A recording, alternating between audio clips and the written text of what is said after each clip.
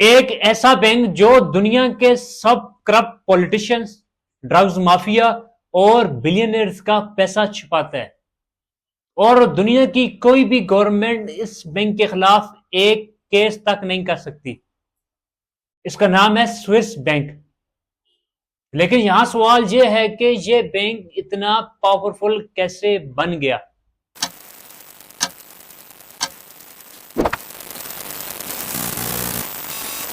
Swiss bank की शुरुआत हुई थी 1700 में, लेकिन असली पावर इसको मिली 1934 के बैंकिंग स्कैरी लॉ से।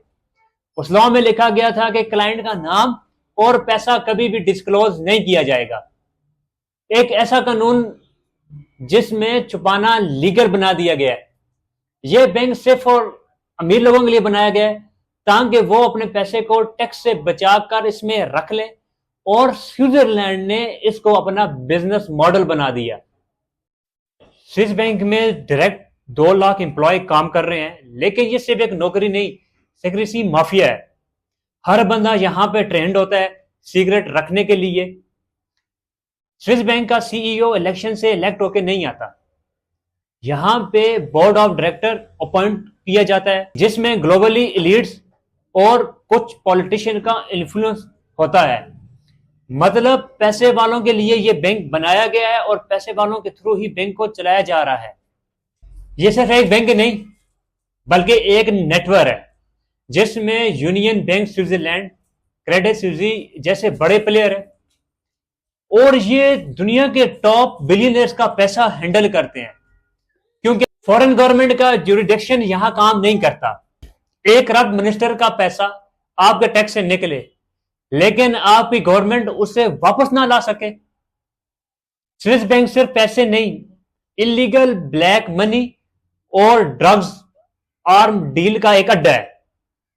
एक रिसर्च के मुताबिक ग्लोबल ड्रग्स ट्रेड का बड़ा हिस्सा स्विस अकाउंट में सेव है। दुनिया में सबसे ज्यादा पैसा कुछ कंट्रीज के लोगों का है: India, Russia, China, Saudi Arabia, Nigeria. और सिर्फ इंडिया के पॉलिटिशियंस और बिजनेसमैन का पैसा 30 लाख करोड़ से ज्यादा है स्विस बैंक में। नेहरू के टाइम से लेकर आज तक इंडिया में इलेक्शन में हर बार यह कहा जाता है कि हम ब्लैक मनी वापस लाएंगे स्विस बैंक से, लेकिन आज तक पैसा भी ऑफिशियल वापस नहीं लाया। यहां अकाउंट ओपन करने के लिए नाम भी नहीं चाहिए, बस चाहिए है तो पैसा। अकाउंट एक सीक्रेट कोड नंबर से ऑपरेट किया जाता है, मतलब पैसा भी सेफ और आइडेंटिटी भी सेफ। स्विट्जरलैंड का जीडीपी का 10% हिस्सा बैंकिंग से आता है।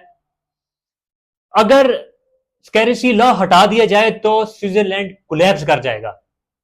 2015 का फीफा करप्शन स्कैंडल हो या पनामा पेपर हो, दोनों में एक ही चीज कॉमन: स्विस बैंक। जब दुनिया के सबसे बड़े फुटबॉल ऑर्गेनाइजेशन भी पैसा यहां पे छुपाते हैं, तो आम आदमी का क्या? एक एस्टिमेट के मुताबिक स्विस बैंक में 40% से ज्यादा ब्लैक मनी है। मतलब इलीगल बिजनेस से ज्यादा इलीगल पैसा दुनिया में रोटेट कर रहा है। स्विस गवर्नमेंट कहती है हमारी बैंकिंग सिक्योरिटी हमारी सॉवरेनिटी है। मतलब दुनिया प्रोटेस्ट करे, स्विट्जरलैंड अपना कानून नहीं बदलेगा। 2009 के बाद थोड़ी ट्रांसपेरेंसी आई, लेकिन अभी भी बैंक लूप होल क्रेडिट करता है, जिसमें पैसा इजीली हिडन हो जाता है। क्या करप्शन के अगेंस्ट लॉ सिर्फ एक ड्रामा है? आपको क्या लगता है? अमेरिका ने एक बार स्विट्जरलैंड को थ्रेट किया था और थोड़ा डेटा मिला, लेकिन बस उतना ही मिला जितना बैंक ने चाहा। अगर यूएस भी इस बैंक के खिलाफ कुछ ना कर सका, तो बाकी कंट्रीज का क्या? स्विस बैंक दुनिया का एक लॉकर है जिसमें करप्शन, टेररिज्म और इलीगल मनी सेव है। और जब तक यह सिस्टम चलेगा, दुनिया में क्राइम, इक्विटी कभी खत्म नहीं होगी। सवाल यह है कि आपको क्या लगता है, क्या कभी ये ब्लैक मनी वापस आ पाएगा आपके मुल्क का या नहीं? कमेंट्स में अपना ओपिनियन जरूर शेयर कीजिएगा।